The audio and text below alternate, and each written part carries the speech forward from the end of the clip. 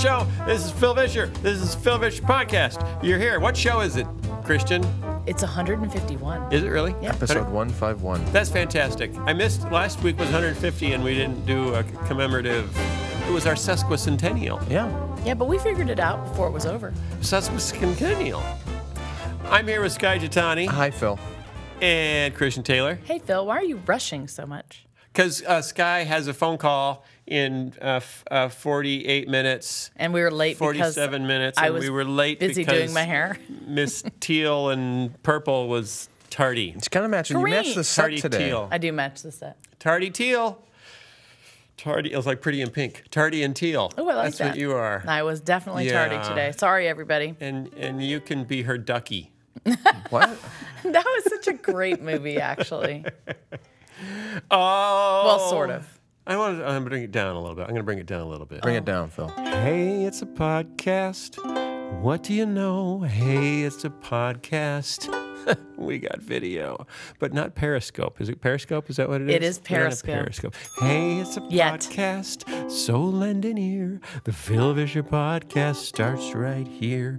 We'll talk to Sky. Hi, Phil. Hi. And Christian, too. Hi, Phil. We don't need a guest because there's so much fascinating news this week for you. Hey, it's a podcast, so lend an ear. The Phil Vischer podcast starts right here. The Phil Vischer podcast starts right here. That was a nice change of pace. I'm glad you sped Thank it up you. at the end because I was going to fall asleep. Yeah, I kind of liked it. People might listen to this in the car. And you're kind of a cup half empty guy, and she's kind of a cup half full. Absolutely. She thought it was a nice change of pace. you know why my cup was half empty? Why's that? Because I drank half of it. Okay. And it was good. Well, then why is her cup half full? Because she drank half She of didn't it. fill it up high enough. No, that doesn't make any sense. But you know what? I think our listeners ought to weigh in on this whole Periscope thing and if we should Periscope it. If you don't know what Periscope is, I recommend you Google it. Parents, for sure, you need to check it out and know what it is because your children Just will. one more thing to worry about. It is It's one just more thing. one more thing, But if you Christian. close I can't take it. if you close your eyes and you are blind, Yeah. that isn't good either. Do I have to close my eyes and be blind, or can I do one or the other? I just do one or the other. Okay. If you're blind, you don't have to close your But eyes. anyway, And if you close check your it eyes, out. you don't have to be blind. Yeah. I think we've learned something already today. And let us know if you're interested in us periscoping the podcast. You can ask us live questions. Okay, who watched the Saturday was the big day of sports. It was like the It was. biggest It was. sports Saturday of the ever. We had And- the Kentucky Derby. Had the Kentucky Derby, you had the NBA Draft. no, Yes, sorry, the NFL the draft. NFL draft. But that started Thursday. NBA playoffs. playoffs, Right. NHL playoffs, and the Mayweather Pacquiao. yeah. And I Fight. had prom. And you had prom. So did I you- saw none of it. Really? Yeah. Oh. I Did didn't see anyone see the Mayweather Pacquiao? No. I just found out this morning who won. Really? I was really rooting for Pacquiao because he spoke at the National Prayer Breakfast Did he? back in whatever. Oh, I month remember that. Yeah, it was. Remember you saying that? Yeah. He read something that, right? Is that him? Well, he just shared his story. He was kind of a very humble little guy. Yeah? What was his story? Just how horrible person he was. So he became a Christian? Yeah. Speaking of humble little guys, did you see the jockeys at the Kentucky Derby? I like that segue. Thank you. Yeah. There are a bunch of them.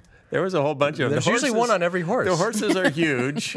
The jockeys Are tiny. are tiny. Did you just learn this? Kind of funny. No, it's just kind of funny. And they interview them. And they all sound like this. They all sound like my lollipop kids. They do. You're saying little people are funny? Except most of them are Latin. They're Most not of them, little people, really. They're just people that are little. They're diminutive people, not little people. right. Well, I don't So mean most little of them people. talk like this. I'm going to ride that horse real quick. Angele. Yeah, it's a little Mr. Luntz on top of horsebacks. And then there was like one French jockey. I was like, well, goodness. how'd you get in there? How many people are you going to offend in this It's little like segment there here? were 10 from South America or Central America, like one from France, two North American-ish, like, kind of vaguely English-ish, and then a British, I think. It was just bizarre. It was about 10 were Central or South American out of this. And so who won?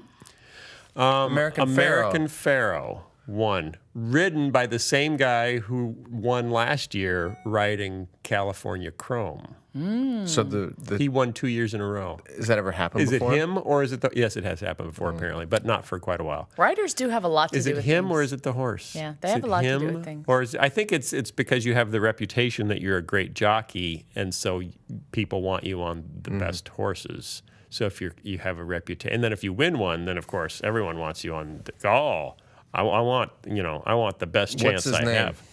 What was his name? Guadalupe Señor de Horsey. That is not I don't know, true. something like that though. He's Mexican. Are you sure? Yeah.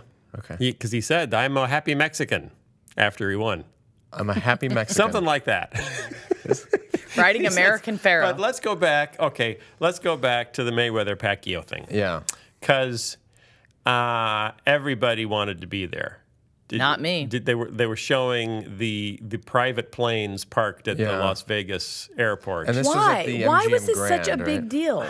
Because it's the biggest fight ever. No, it's the fight No, of it the isn't. century. Well, the It's most the money fight of the ever. century. It's the only most money. 15 years Do you know into how the much- century. This is what I'm having trouble with this. I'm struggling. Okay. Okay, Mayweather will probably make $180 million from this fight. Okay. They gave him a check for $100 million that night. They handed him literally a check. Was it a big one? No, it wasn't. It was just it was an regular actual check. check. Okay. It was an actual check. It's because he had it in his pocket when he was interviewed, That's weird. and he wouldn't show them the actual check, but he showed it to the host without revealing it to the camera. He didn't want it to be seen on camera, but he actually pulled it out and showed it to the host in his pocket, a check for $100 million. And what boggles me is because you say, well, that's too much to pay to have someone try to beat another guy up for 36 minutes, but it's all based on how much we wanted to watch it. Right. It's his cut Right. of us wanting so badly to Don't say us. us. Yeah, please don't say us. collectively. It wasn't collective me. us. Wasn't me either. I'm not. If I say us, it doesn't mean Sky Jatani and Phil Vischer and Christian Taylor. That's not, unless I'm specifically meaning that. But Right. I think they know. It's us as a culture. I don't know if it was an international event. I'm Well, it sure was in it the was. Philippines because Yeah. he's Filipino. But it was insane. It was $100 to watch it. Right. If you want to watch it in your house, it costs $100. That's a lot. For restaurants or bars to play, it was like $700 if you wanted to show it in your restaurant or bar. Why do we care that much? Why do we care that Why? much? There's something primal about watching two people just beat the tar out of each other and bet on who will win. That had to be the first sport. Beyond prostitution, that had to be the first I don't sport. think it was a sport. Prostitution's though. a sport? Sure it It's was. just how people took stuff from each other. Yeah, was but you not would a sport. there had to be a spectator going, all right, who do you think is going to win this one? $5 on Olaf. Right, with his Don King hair. But what's interesting is why, there is a section of society that is hyper interested in fights all the Yeah, time. yeah. And they watch it like, the football players watch football or, NASCAR people watch Right. NASCAR. But then there is a big, gigantic fight all of a sudden. And everybody cares. Well, I don't understand that. I'm pretty sure there's boxing going on all the time, right? Yeah, There's it's going on all the time, and people are interested in it, but Yeah. not to that level. And then how does it get hyped up like that? where- Right. It's a hype. That's exactly it, though. It's hype. Is the promoters hype Because it? They get- Beyonce was there, it was Jay-Z. it became the place It's a to be social seen. event, like the Kentucky Derby. Yeah, without the hats. Right, but the Kentucky Derby, I mean, it's historic and old and all that, and so is boxing, I guess, but it's not people trying to kill each other. What does it say about us that we like to watch people try to kill each other? You know what? That goes back to And boxing is losing some of its popularity because of why? Because we're becoming kinder and gentler? No, because of mixed martial arts, which is even more brutal. which is even Right. worse, right? But you know what? How is that any different than what used to happen in the Colosseum in Rome? It's not, but we don't do that anymore. We're supposed to be This is- kinder and gentler. Right, but this is the new version of what was happening, in the Because we're not even Gladiator supposed to, era. we're not supposed to say jokes at other people's expense. We're not supposed little to. people and jockeys and French right. and We're not Mexicans. supposed to, imply that women have less physical strength than men. We're not supposed to imply that there's any differences between any races, peoples, creeds, or anything. So what does that We're have to do with boxing? we're hypocritical. and yet we cheer people beating each other to death. Yeah, but they're relatively equal in size and weight and same gender. so it's okay. But the practice is so Brutal? Well, it's like, okay, video games. Look at the violence in video games. And we're trying to be kinder and gentler. And we're trying to be, we give our military sensitivity training so that they don't. Well, now we just use drones, so we don't have to see any of this. That is not true. My son will tell you they stick them in classes ad nauseum, teaching them how to be politically correct. Right. So we want to be sensitive, but we still have bloodlust. You know, it's this weird thing. We can't get away from the fact that we want to kill people and see people try to kill people. But don't you think that's what's behind a lot of our fascination with sports in general? I mean, not all sports are violent, but like football is a very physical and violent is the sport. Or closest hockey thing to war. Gets there. But then, you know, basketball, you know, you're mostly just watching great plays. Yeah, but there is a sense of wanting victory and to defeat and crush the other team, and there's this tribalism where this is my team versus your team. Yeah, but it's not bloodlust in the physical sense, like you're actually wanting to see people bloodied and. I do not think this is any different than when it goes all the way back almost to the beginning of time. This has always been there, and guess what's at the root of it? What's at the root of it? Sin. So do you think boxing is inherently sinful? No, what I think is because Manny Pacquiao spoke at the National Prayer Breakfast.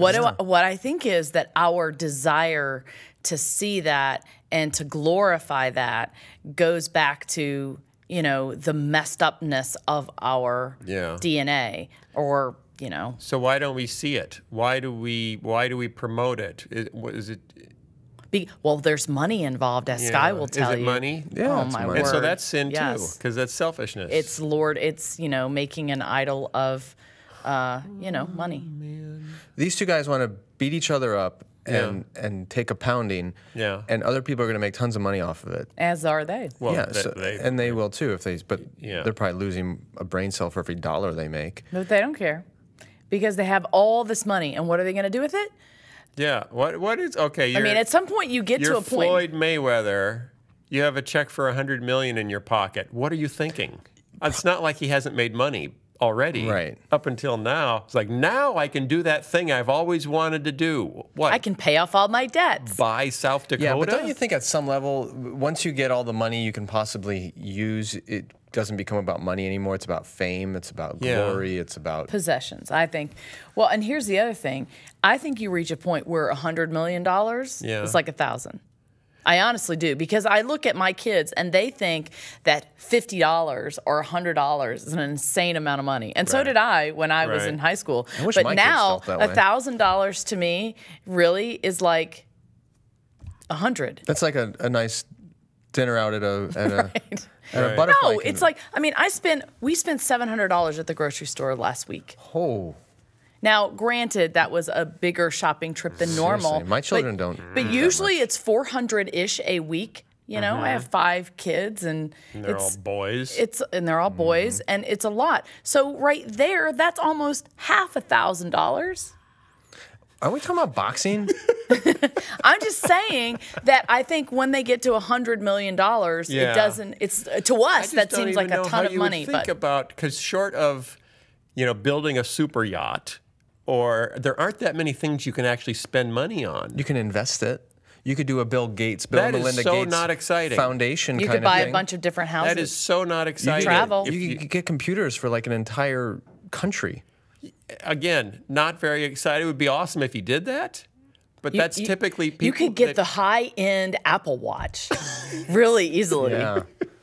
Like, I wonder how people. And then next year, and then get another generation. How would people have responded if Mayweather or Pacquiao, or both of them, but let's say one of them, just set up front before the fight, says, if I win this fight, I am going to take the $180 million and I'm giving 100% of it to fill in the blank, something really magnanimous and needed, like recovery in Nepal from the earthquake, or something. Would that have completely changed the tone of the fight? People wouldn't like it, because it would take the tone of aggression out of it. I don't think we can say that. We have no idea what that would do. I have pulled people extensively. Would it cause the other boxer to maybe not hit as hard, knowing that if I knock this guy out, the people of Nepal are going to die? No. If it's Manny Pacquiao, yeah. What did Pacquiao get? Money. I don't know, a lot. But not as much. Do you think it was fixed? No. No, it wasn't fixed because most people were rooting for Manny Pacquiao because But that doesn't matter. the other guy's been accused of domestic no. violence. I'm not saying it's fixed and because he's of not popular liked, opinion. So he was the bad guy. I'm not saying it's fixed Why by would it be fixed then? I don't know, maybe because it's a professional sport. What are you saying? I'm just saying it's been known to happen in the How past. cynical are you? I'm not saying it was fixed. I'm just wondering. I just have to ask one question. Yeah. Why should I care about this? Oh my. Why do you care about this so much? I just think it's fascinating. I think it's fascinating because we're supposed to be becoming, the goal of the Western world is for all of us to turn into Swedes. No. And just be, be gender neutral. We're all supposed to be gender neutral now. We're not supposed to. You are really painting with a broad brush today. The goal of the Western world is to make a lot of money. Well, yeah, but that's the unspoken goal. The spoken goal is we're all supposed to get along. So we're all supposed and to we're be not supposed to look down on anyone. filthy, rich, politically correct. We're supposed to be Swedes. Neutered eunuchs. Swedes. Swedish eunuchs. Sharing Swedes. Yes, sharing, loving, kind Swedes. Why not Norwegians? Because of IKEA. Right. Norway doesn't have IKEA, so that doesn't count. So it just seems like there are these completely But there's nothing we warring can do about agendas. that. What do we do about that? Which part? Any of it. I mean, honestly, We talk about it. We just talk about it and wonder about it. And we get people thinking. Do I want my son to be a professional boxer after all? Maybe I should rethink that. Do I want to marry Swedish people? I don't know. They seem kind of weird. They won't go along with professional boxing. Are there Swedish boxers? No, they're Swedish like strong men, like the Norwegian, strongest man in the world contestants. Like the lumberjack types? Yeah, where they pick up sheep and heave them to see who can throw sheep the farthest. That doesn't seem right. No, they don't do it with sheep. They do it with like truck tires and stuff. And those guys are all like Eastern European and Scandinavian because they don't have manly professional sports. do we have anything of substance to talk Something about happened today? in Texas. If you had $100 million, would you donate it to a group that exists to antagonize Muslims? Wait a second. Are those two separate things? What happened in Texas? Do you know what happened in Texas? Wasn't it last week that we apologized for talking too much about Texas? Oh gosh, we did. But this isn't something that Texas did that's bad. It's just something that happened in Texas. Something that happened in Texas. What happened in Texas? Well, there was a contest put on by, what's the group that put it on? Let's see. What's the name of the group that put it on? The New York-based, why do they do it in Texas? They're New York-based. The New York-based American Freedom Defense Initiative. Which is listed as a hate group.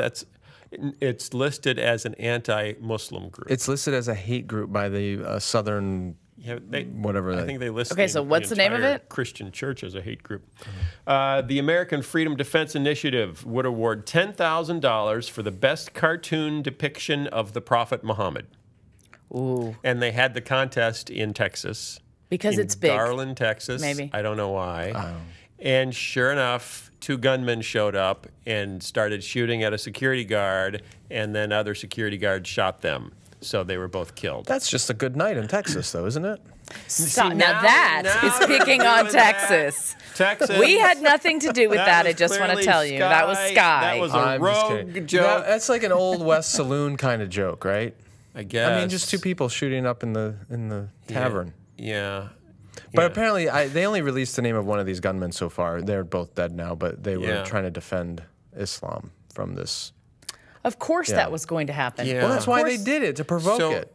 Right. So what were they trying to accomplish, though? This is what they do. I'll tell you. Pamela Geller, the president of the AFDI, told the Associated Press before Sunday's event that she planned the contest to make a stand for free speech in response to outcries and violence over drawings of Muhammad. So when people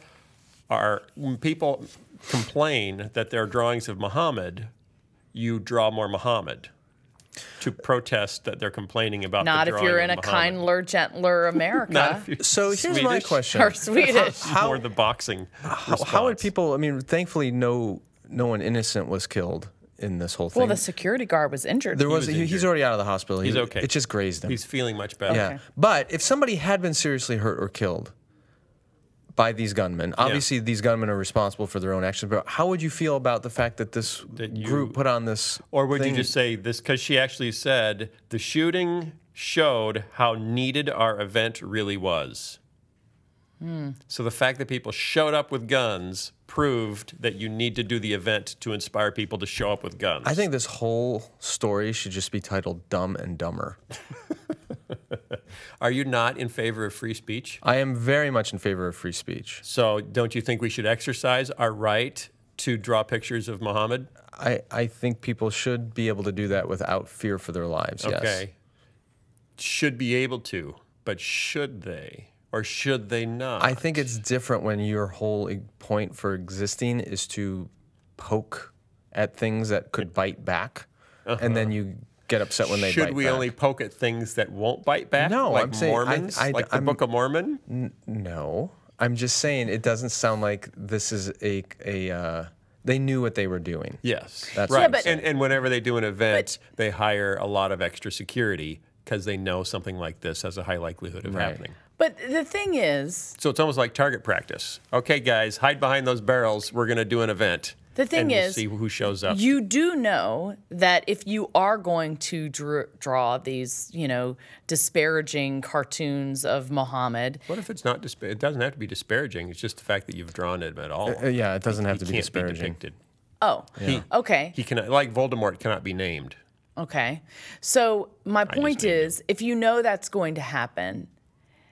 You're right. We should be able to draw it without something bad happening. But we know it is going to happen, so we probably shouldn't do it.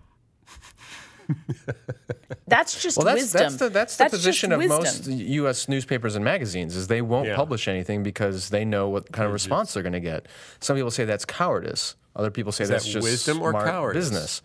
Wisdom or cowardice? Well, this is what Charlie Hebdo... So don't write an editorial criticizing... a wealthy man that you know is on the board of directors of your newspaper.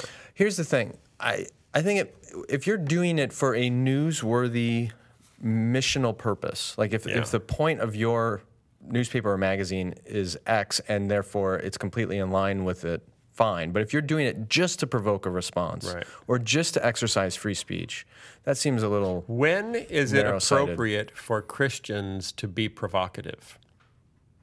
I think we should always be provocative. Well, I think how you are provocative, like my bottomless pants. How you Let's back up. Let's ask him to explain his statement. What? Christians should always be provocative. Yeah. So we should always provoke. Why? That's different. That's the root of the word. It is the root of the word, but I think provoking is different than being provocative. What do we provoke? You can be. I hope we provoke people to glorify God. Through our good actions, yeah. You can be provocative in how you challenge people to think about their faith, or challenge them to. Wouldn't you say though that that's saying? I wouldn't say you've provoked someone to praise God. I'd say you've inspired them or moved them to. Yes. I think provoke is. An irritant? Yes. Yes. Yes. It's to put, it's sand in your shoe so that then I think there's a different definition of provocative. I think those are two different things. Provocative is something that provokes. He's got you there.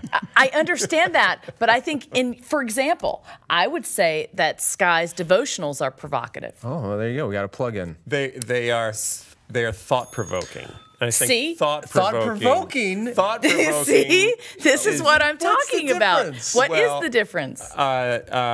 Thought-provoking is one thing. See, it's all on how you define it. So provoking And thought is okay, but provoking violence is not. Well, and sexually provoking emotion things is bad as well. Emotional response. That's what we were talking about. I hope you can have a good emotional response. You can have a bad emotion. It's all about what it is that's being provoked. Yeah. That's my point. That's my point. Okay. We're together on this. Okay, no, to defend Phil here for a second, though, Paul does say... We don't switch sides. Hold on, though. Paul does say in 1 Thessalonians 4:11, I think it is, he tells the Thessalonians that they should lead quiet lives and work with their hands. And in other words, don't be provocative but not boxing. in that setting, right? Just mind your own business. Right. And there's a place for that too, but... Because that's exactly what Paul did.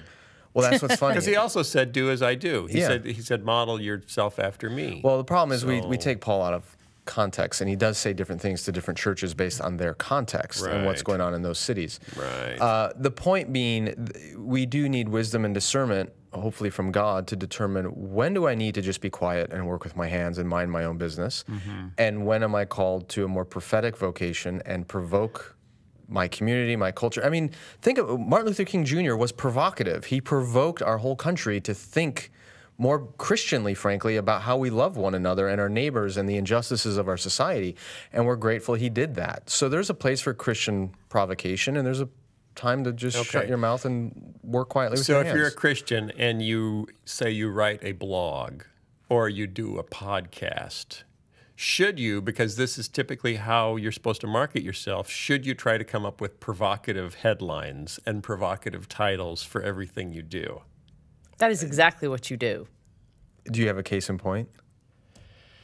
Well, this isn't a Christian podcast, but No, this is a Christian no, podcast. what I'm looking at right now, I'm looking at right now isn't a Christian thing, but this is how you get people to read. This is how you get people to follow you. Especially in a very crowded internet. Regardless what the actual story is, you come up with a headline that is more provocative than the story. So here's an example of that. This is a headline. This is in Business Insider. It's a business news online thingamajigger.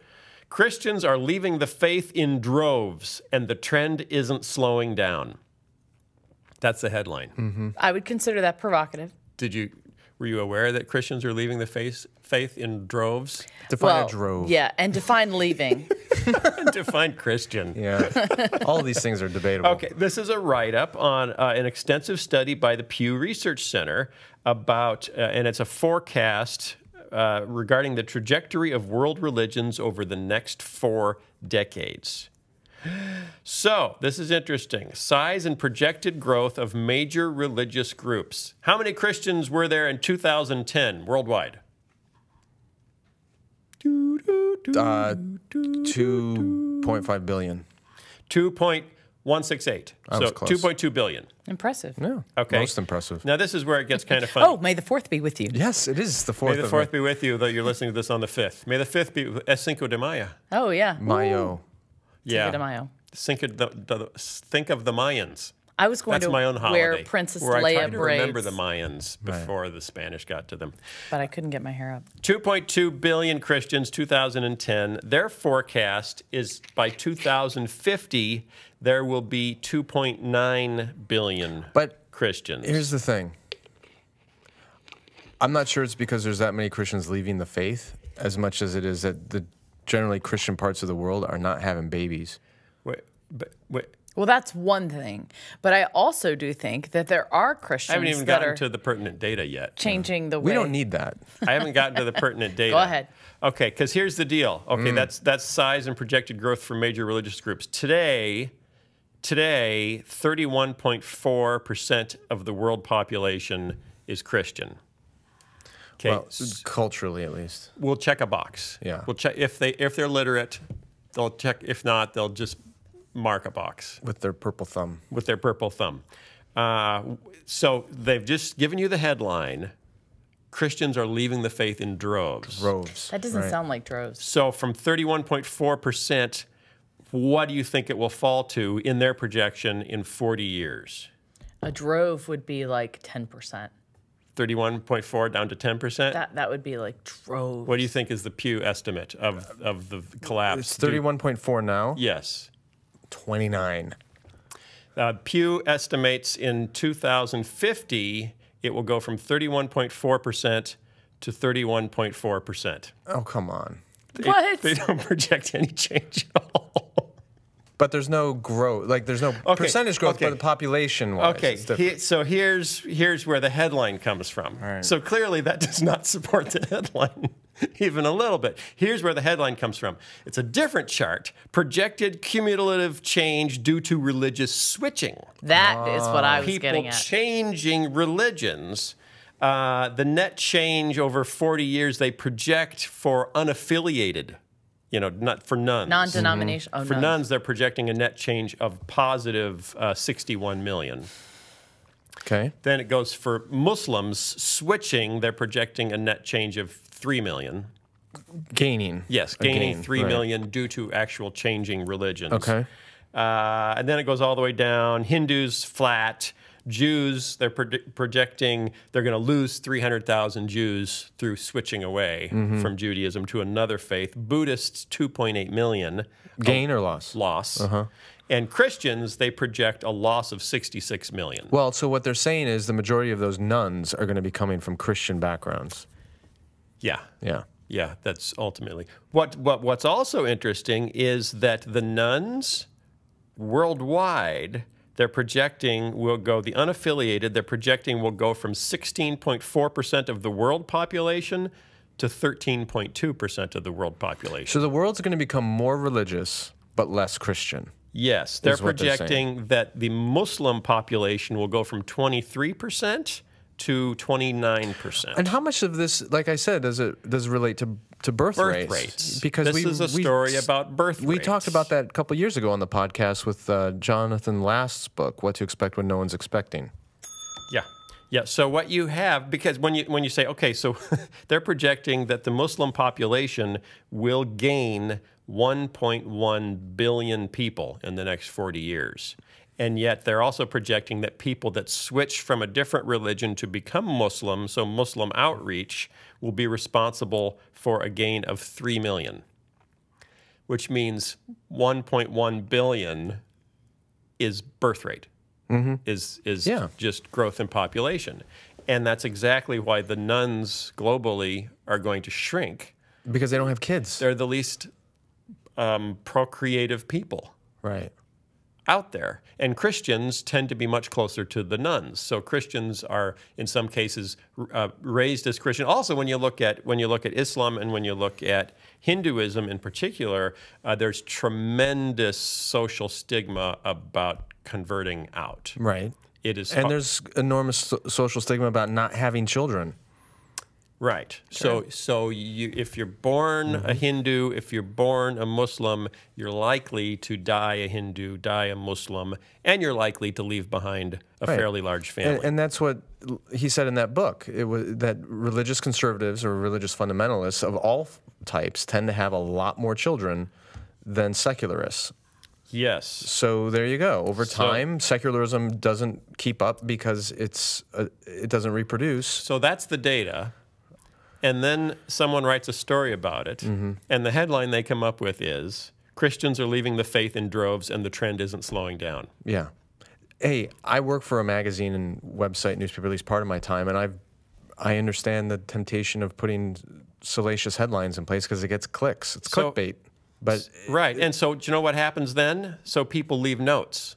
Have you ever noticed that online, how people will leave comments? Yeah, sometimes. On stories? Voraciously. They're not really people, though. I'm not sure.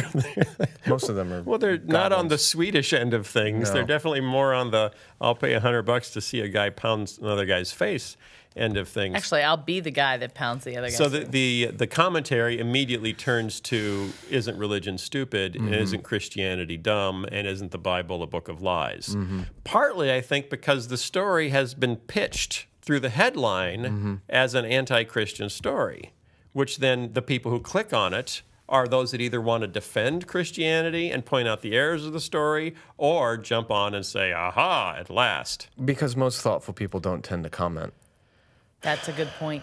And the balanced perspective doesn't get heard in the comment section. What a mess. Because you know why? Why? People that would offer some balance think, why am I going to waste my time? Nobody really wants to listen. Right. And if 3 people read this, I'm lucky. Yeah. Okay. I got one more story for today. All right. All right, then. And when do you have to leave? You got time. You're good. I'm all right. Right? Depends on the story. I might leave early. Yeah, what's the story? We've talked about our friend Nate Fleming before. No. Nate Fleming blogs. I think he's a listener. He blogs. Is he a friend of the podcast? Yes, he's a friend of the podcast. He has a blog called Thimblerig's Arc, which we've read stories from before. On March, that's my dog Buddy. He's scratching. On March, this is Nate talking. On March 12th, I made the decision to consume nothing but Christian media for 40 days. I read this. And to document the experience. I wasn't angling for a book deal. I just wanted to see what would happen if I restricted myself to a steady diet of media created by Christians for Christians, the kind you could only buy from a Christian bookstore. This is a very interesting I hope it was nothing but Veggie Tales. This is a brave soul. Yes. So he's 9 lessons. He has 9 lessons. 9? He just finished.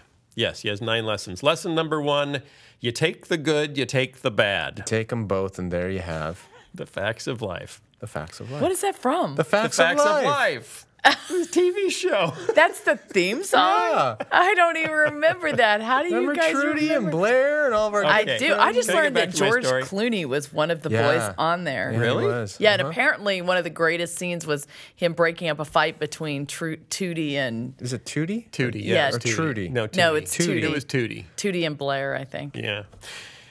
I've learned Wonder that how like she got with, that nickname. Hey, I'm trying to do a podcast. Sorry. I've learned that, like with regular media, there are some really good bits of Christian media and there are some incredibly horrible bits. The incredibly horrible bits are typically the ones that get the most attention and marketing money and get sold by Christian retailers. Ouch. Yeah, that is yeah. I don't know that I entirely agree with that. I mean, there is, it depends on what you consider good Christian media, I guess. There are some things that I don't like at all that do very well, but there are some things that I like a lot that do. There's music that I like a lot that does very well. So I don't entirely agree with that. But there is good and bad, as with all things. As with and when all people things. say to me, so much Christian music that I've heard, why isn't there more really great Christian music? You know, why aren't there more really great Christian artists? And they say, is it because Christians aren't creative? I said, no, we have a shallower talent pool. If you know, why aren't there more Orthodox Jewish really great singers? Well, it's a pretty tiny talent pool of Orthodox Jewish singers. So you're more likely to hear on Christian radio a talent you would consider than you are in secular radio, because it's harder to get to the top in secular radio because the talent pool is so much bigger. Right. Also, there are a lot of good Christian singers that choose to not sing Christian music specifically. That's true, too. Number 2, what thing he's learned? The Balaam's donkey effect. I have learned to my surprise that God even uses the incredibly horrid bits of Christian media to encourage people. I have no idea why he does this, but I call it the Balaam's donkey effect. As Rich said... And if you've never read that story, it's my favorite. Do read that I story. assume he's referring to Rich Mullen. As Rich said, you never know who God is going to use. Is that in Deuteronomy? You never know who God is going to use. Numbers. Balaam's donkey. I got it. Number 3. Yeah. Misuse of the Balaam's donkey effect. I have learned that some Christian media producers take the Balaam's donkey effect to mean that you can produce media with good intentions alone and God will bless it because of those good intentions. I have discovered that to be the case mostly with people that pitch me ideas that are terrible. You know, And you get a lot of those. yeah, I get a fair amount of those. They seem to forget that the Bible has a lot to say about excellence.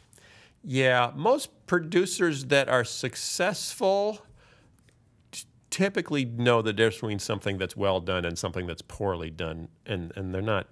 Yeah, so kind of agree. Well, what backs him up, though, at least I know the book world more than the movie, video, music the world. book world. The I'm book thinking world is different because there's a lot of really bad Christian books that end up selling a lot of copies, and it's not just because the person who supposedly wrote it is a celebrity, but because people pour so much money into marketing them, or they manipulate the system, like we found out with the whole result source. But are you saying they're not even good reads? Yeah, in some cases they're not.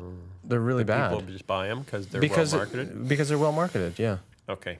Number 4, the true salt and lighters. I have learned that there are Christian producers of media, true salt and lighters, working very hard within traditional media companies to produce great work that is not necessarily obviously Christian. I've also learned that these people don't get near the attention from within the church as do the obvious Christian media producers. That doesn't seem to fit quite with his 40 days of Christian No, media. I'm going to reject that one. Wait. Well, It's true, It's but true. it's not a lesson you learn from only engaging Christian media. No. No, I don't think so. Unless you just discovered that Mark Burnett and Roma Downey Jr. are in fact working within the industry. Yeah. Because you rented the Bible from your Christian bookstore to do your 40 days of, and then you IMDb'd Mark Burnett, and you realize, oh, he's legit. He's from Survivor fame. Yeah, and The Voice and Shark Tank. Okay. Number 5, the dreaded Christian bubble. I've learned that our Christian subculture bubble is arguably unbiblical. We weren't called to be hermits living in caves. Amen to this. How can we show we're not of the culture unless we're engaged with the culture? Okay, overall, Completely agree. we should be engaged with the culture. Yes. But does that mean you can't be a worship pastor or a pastor? No. That's a different thing. Yeah, I think it's different when those who are called into church leadership roles are engaged in whatever the bubble is. But when the instinct is to keep everyone else in this enclave, I call them islands of decency. I wrote a whole chapter about this in Futureville. Are you opposed to What does that islands mean? of decency? Yeah, I Islands am. of decency. Well, it's a sense that if we just isolate ourselves from the big bad world, we won't be tainted by it. And then it becomes, a lot of people think that the self-indulgent consumeristic posture of the church is because we've lost sight of our mission. And I think it's actually a result of having redefined our mission entirely. The attitude of a lot of American evangelicalism is we need to stay safe and protected until Jesus comes and takes us home. Right. Mm-hmm. And when he doesn't come and take us home right away, then we need to build these bigger and nicer enclaves to be safely Christian within and untainted from the rest of the world. So the self-indulgent bubble that he's talking about is really a result of our theology, of our eschatology, of our view of the future. Are you opposed to the Amish? What do you mean opposed to the Amish? They've chosen to take themselves out of the world. It's good cheese, nice furniture, enjoy the candles. What's not to like? But you would not be Amish. No, I don't think it's... If you led a church, you would not no, lead I them. don't believe it conforms to what Jesus said in his high priestly prayer about do not take them out of the world, but protect them. What about the in Desert Fathers, who felt that civilization was a shipwreck and it was the duty of every follower of Jesus to swim for safety? Well, first of all... What are you talking about? You're overstating the case.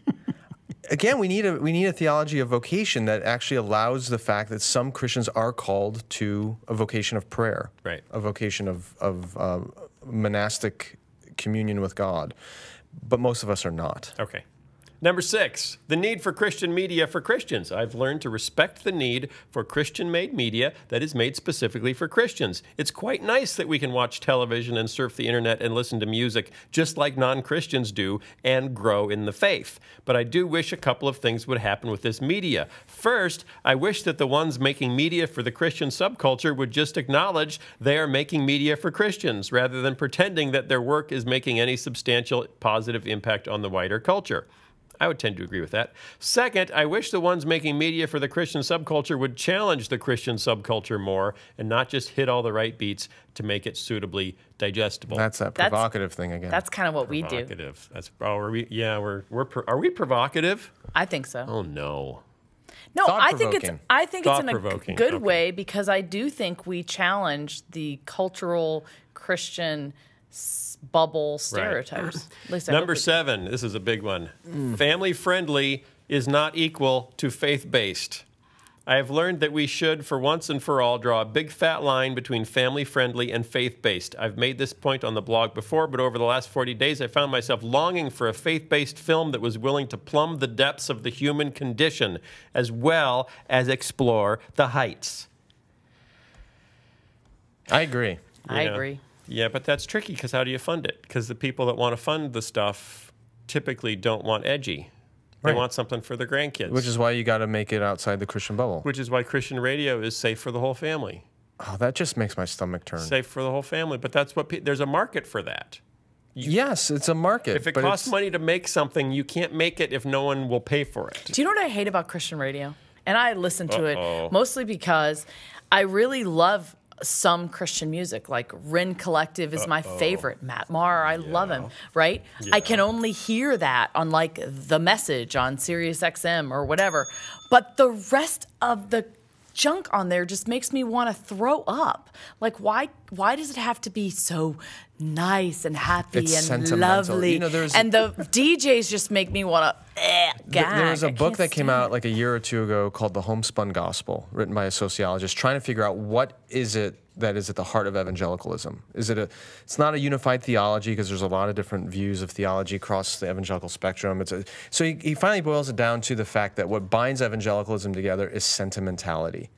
It's that saccharine, sappy, it's Christian radio. It's what you experience on a lot of Christian radio. But that's the only place I can hear bands like Rin Collective that I love, which is very frustrating. Yeah. You can hear them on your iPod. I know, but I have a problem with like Pandora and those things because I'll pick the one Christian band that I really want, and then I want more like this, and it can't find any more like it. Right, that is. So you just end up with, a 30-year-old Stephen Curtis Chapman song. How did that get in there? Well, because it's Christian, and we use that as a category. Right. Well, and I don't just listen on my iPod because I like having it all mixed up. All right. Fear number 8. This is a good one. Fear not. If I can judge the state of the 21st century American church by the state of her media, I've learned that we Christians seem to be afraid of all sorts of things. We're afraid of homosexuals, Muslim radicals, bad parenting, Hollywood, video games, illegal immigrants, the dark side of the internet, atheist filmmakers making Bible epics, the other side of the political aisle gaining political power, magic, public education, higher education, and losing our American freedoms and rights. And Periscope. To name just a few. I totally agree. Fear is not biblical. It's not one of the fruits of the Spirit. I heard it was the biggest command, most often given command of Jesus. Do not be afraid. Do not be afraid. And then finally, 9, the heart of the matter. Finally, the most important thing I've learned over the past 40 days is the importance of starting the day in God's Word. I've mentioned a couple times over these past 40 days that I've been utilizing the Daily Devotional written by Sky Jitani. And I highly recommend it. Agreed. We have a winner. Hey, today's was really good. I didn't know that about Brother Lawrence. He was converted by a tree. Yeah. If you do not get the devotional, you are missing out. You can sign up on my website and use the promo code PRAYER and you get a month free. Hey, we need a quick show. Yeah, our friend Drew Dick, who's been on this show many times, my colleague at Leadership Journal. Last week, he and his family moved to Portland, Oregon. He's still working for CT, but from Portland. So we're gonna miss Drew. We hope that he and Grace and the kids have a great new start out there. They're moving closer to family. And if you want to hear more from Drew, he was one of the featured folks on Justin Brierley's last podcast, the unbelievable podcast. Unbelievable. Unforgettable. Unbreakable. And Drew did a really good job on that, so check out that podcast. Okay, I got to get Sky out of here because he has a phone call, so I have to sing fast. See ya. If you want to sing a song about Jesus, well, don't worry so much about pleasing us. You don't have to be so nice. You could add just a little bit of spice, and we might think and be provoked to thoughtfulness, and that's good. It's not bad like other forms of provocativeness, which we will avoid. Absolutely. Like licorice-flavored Altoids. We find that we get really annoyed, but we don't have to be afraid because it's not one of the fruit of the Spirit. Thank you! Bye, everybody. And good night.